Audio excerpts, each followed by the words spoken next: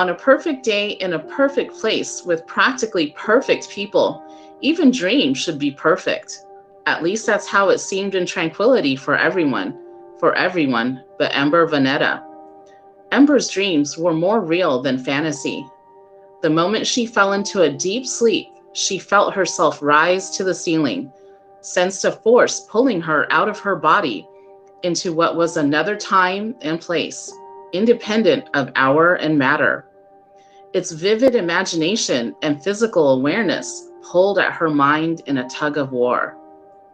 The dreams robbed her of rest, and even though her required levels of happiness peaked each day, an inner nagging voice reminded her, "You'll never be pretty or truly happy if you don't get your beauty sleep."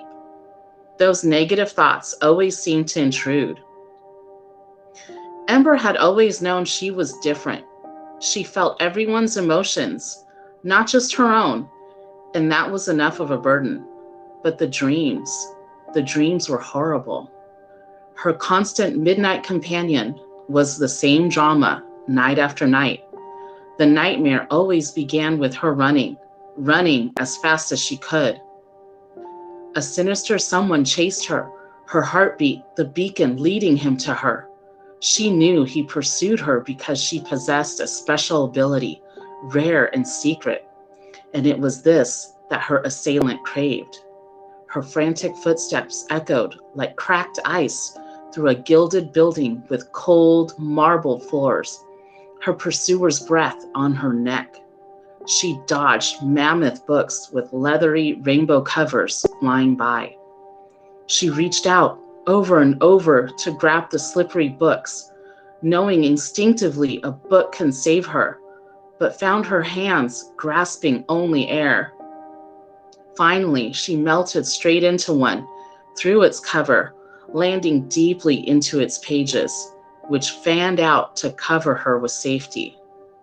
Yet her black-clad caped hunter still leaned over her, reached through, and impossibly pulled her, with one jeweled hand, out of her warm cocoon. He shoved her into a golden cage suspended in space. "I know you," she thought. Yet she searched his face, unable to determine his identity. Without warning, her cage broke free, its pieces exploding and scattering into a stark wilderness, enveloping her in a new scene. She stood alone. A solitary sapling broke through the parched earth beneath her feet like an explosion. As it grew, it gathered limbs and fire, where again, Ember saw the face of her enemy.